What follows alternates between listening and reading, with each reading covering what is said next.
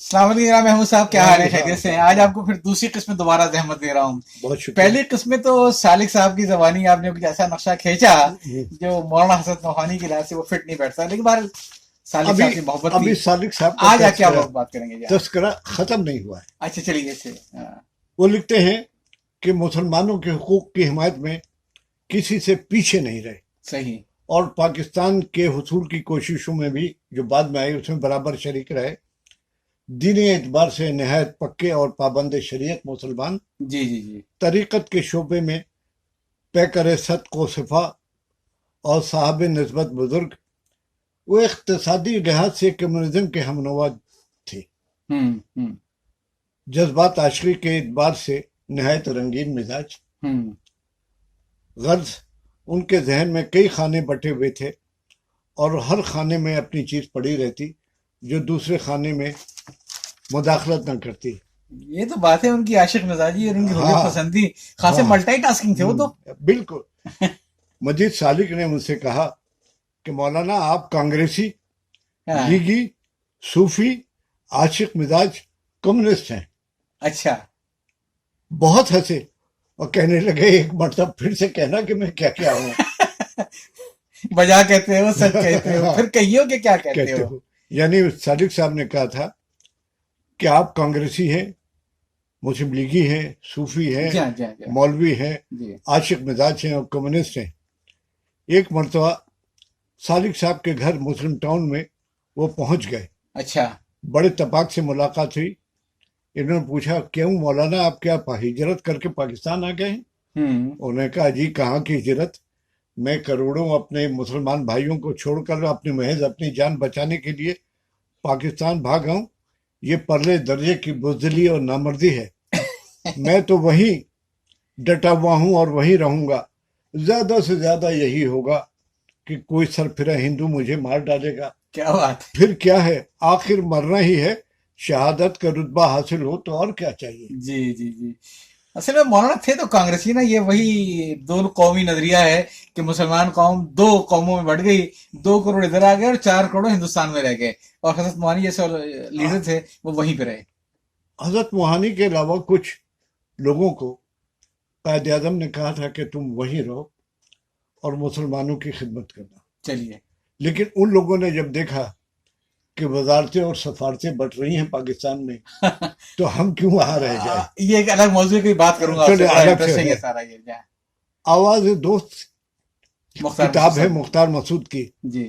انہوں نے بھی لکھا ہے کہ عجیب شخص ہے، 4 بار جیل ہوئی. انہوں نے تو 11 ہی لکھے لیکن انہوں نے 12 لکھا ہے، اور 13 دیوان شاعری کے مرتب کیے. سیاسی ہنگاموں کا حساب اور عوامی تحریک کا شمار ناممکن ہے.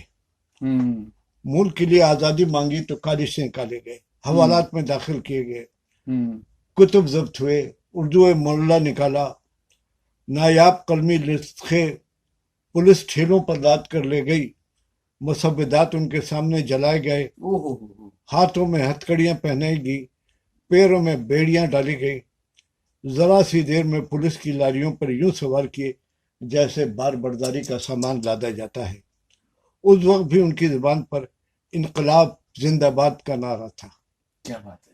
دیکھنے والوں نے جانا کہ یہ شخص قید فرنگ کے دبدبے کو پرے کاہ کے برابر اہمیت نہیں دیتا.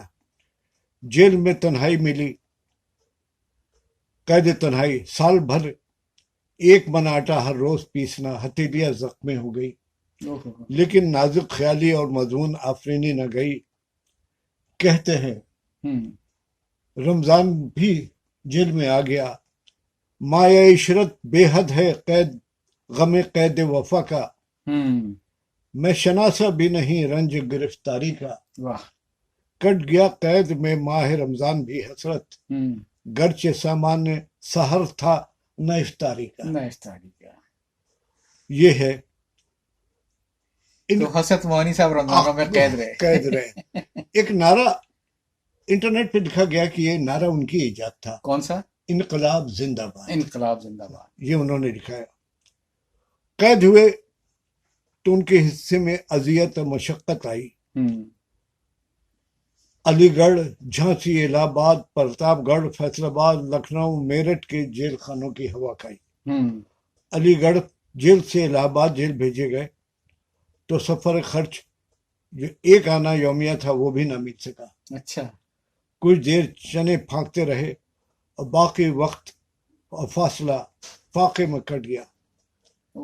پیسہ بہت کم تھا، لہذا ایک پردہ دار بیوی کے ذمہ یہ کام آن پڑا کہ دکان پر کھدے بیچنے کا انتظام کرے۔ والد کو یعنی حسرت صاحب کو بیٹے کا غم کھایا گیا۔ وہ بیمار ہوئے تو جیل والے خاموش رہے، کسی نے اطلاع نہ دی۔ جب ساری بلائیں تمام ہو گئیں تو انہوں نے کہا، جو چاہے سزا دے لو، تم اور بھی کھل کھیلو، جو چاہے سزا دے لو، تم اور بھی کھل کھیلو، پر ہم سے قسم لے لو کی ہو جو شکایت بھی۔ پر ہم سے قسم لے لو کی ہو جو شکایت کی۔ بہت عمدہ، بہت عمدہ، بہت عمدہ۔ ان کے اندر غم کو برداشت کرنے اور کی ہمت اور حوصلہ بلا کا تھا۔ واہ، اپنے شعروں کا اظہار، اپنے غم کا اظہار شعروں سے کیا کرتے تھے۔ انڈیا کے ایک شاعر تھے حفیظ میٹھی۔ جی جی، حفیظ میٹھی پہ بھی جب ظلم و ستم ہوا، بیوی کو ان کے قتل کر دیا اور داخل دفتر کر دیا کہ خودکشی کی ہے، تو انہوں نے کہا کہ یہ بانک پن تھا ہمارا کہ ہر ظلم پر ہم نے، یہ بانک پن تھا ہمارا کہ ہر ظلم پر ہم نے بجائے نالہ و فریاد شاعری کی ہے۔ بجائے نالہ و فریاد شاعری کی ہے۔ کیا بات ہے، کیا بات ہے۔ حسرت موہانی کی اہلیہ کا انتقال ہوا جی، اور وہ غم کی اور صبر کی تصویر بنے رہے اور شعر اپنے احساسات کو شعر میں ظاہر کیا۔ وہ لکھتے ہیں، غیر ممکن ہے تیرے باس ہوس دل کسی اور سے لگانے کی، بیوی کی یاد میں، مٹ گئی آپ کو مٹا کے تجھے، مٹ گئی آپ بھی مٹا کے تجھے، سختیاں خود بخود زمانے کی، اب نہ وہ دل نہ وہ ذخیرہ شوق، توڑ دوں کنجیاں خزانے کی، ان کے بعد وہ کیا ہوئی حسرت دل فریبی تیرے فسانے کی۔ ان کے بعد کیا ہوئی حسرت دل فریبی تیرے فسانے کی۔ بہت عمدہ۔ اور اپنے اشعار سے ہی حکومت کو چیلنج کرتے رہے۔ جوش ملی آبادی کی سوانح ہے یادوں کی بارات، جی ہاں، اس میں انہوں نے ایک جلسے کا ذکر کیا کہ تھوڑی دیر میں خلافت کے پنڈال میں گئے، وہ دیکھا کہ حسرت اور مہاتما گاندھی کے درمیان بڑی رسہ کشی ہو رہی ہے۔ ایک طرف گاندھی اور ان کے رفقا اس بات پر مصر ہے کہ سر دست برٹش راج کے ذریعے کے زیر سایہ آزادی طلب کی جائے، دوسری طرف مولانا حسرت موہانی ہیں جو کامل آزادی کا ریزولوشن پاس کرانا چاہ رہے ہیں۔ بڑی کشمکش ہوئی، حسرت موہانی کو لاکھ لوگوں نے سمجھایا لیکن وہ نہیں مانے اور سیدھے اسٹیج کی طرف روانہ ہو گئے۔ اچھا، اور اپنا آزادی کامل کا ریزولوشن لے کر، اسٹیج اونچا تھا اور حسرت پستہ قد آدمی تھے۔ جوش صاحب لکھتے ہیں کہ میں نے ان کو سہارا دے کر اسٹیج پر چڑھایا اور جب انہوں نے آزادی کامل کا ریزولوشن پیش کیا تو پنڈال میں ہنگامہ ہو گیا۔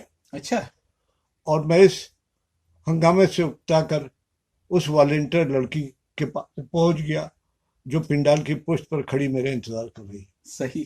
جوش صاحب کی یاد و برات بےہودہ اور فحش گوئی سے کم نہیں ہے۔ صحیح ہے۔ اس سے پہلے وہ بیان کر چکے تھے کہ اس لڑکی کے بارے میں جب میں پنڈال میں آیا تو جہاں روشنی بہت کم تھی تو میں نے دیوانہ وار ایک والنٹیئر لڑکی کا بوسہ لے لیا۔ چلیے، اسی یعنی یہ جوش تو پھر ایک پورا ہی موضوع الگ ہے، بہت وہ ان کے 17 معاشقے آج کا ہمارا موضوع نہیں ہے۔ ان کی شخصیت پر سید سلیمان ندوی نے جی 19 صفحات کا خاکہ لکھا ہے۔ اچھا، جو ان کی کتاب یاد رفتگاں میں شائع ہوا ہے۔ صحیح۔ اس عنوان کا، اس خاکے کا موضوع عنوان ہی بڑا دل ہلانے والا ہے۔ وہ ہے واہ حسرتا، واہ حسرتا، یعنی افسوس یا حسرت کی جائے، واہ حسرت۔ انہوں نے کہا کہ ان کی اصول پسندی کی عجیب مثال دی۔ صحیح۔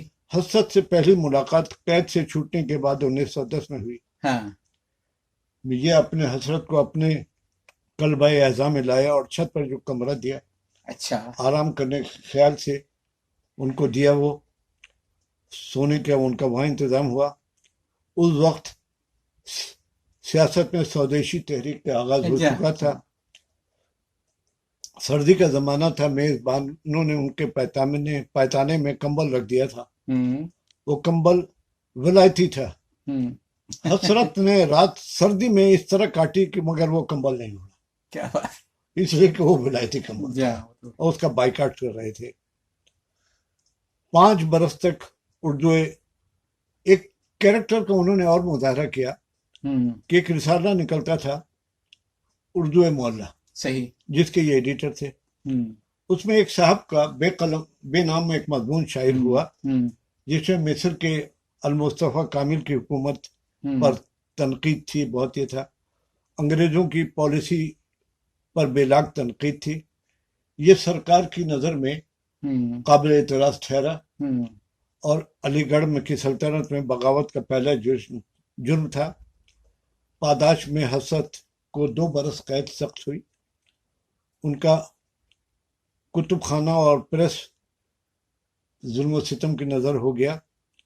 اس کتاب میں شعرا کے تذکرے اور دوابین کے بڑے نسخے تھے۔ کیریکٹر کا یہ ذکر ہے، مضمون حسرت کا نہیں تھا، لیکن حسرت نے مقدمہ قائم ہونے پر خود اس کو اوڑھ لیا، اچھا، اور باوجود اصرار کے اس کے لکھنے والے کا نام نہیں اچھا، بتایا، یہ کمال ہے، اور لکھنے والے کی جگہ 2 سال قید خود اختیار کر لی۔ کیا پتا خود ان کا اپنا لکھا، نہیں، اس نے لکھا ہے نام بھی دیا ہے کہ وہ صاحب کوئی علی گڑھ کے تھے، ان کا لکھا ہوا تھا۔ اور وہ ہوا کہ قید سے چھوٹنے کے بعد حسرت کے دوستوں نے کوشش کی کہ وہ سیاست سے باز آ جائیں، لیکن انہوں نے اس مخلصانہ نصیحت پر کان نہیں رکھا، دوستوں نے ساتھ چھوڑ دیا، اردو معلیٰ کے قدردانوں نے خریداری ترک کر دی، چلتے پھرتے لوگوں نے ملنے سے اعتراض شروع کر دیا،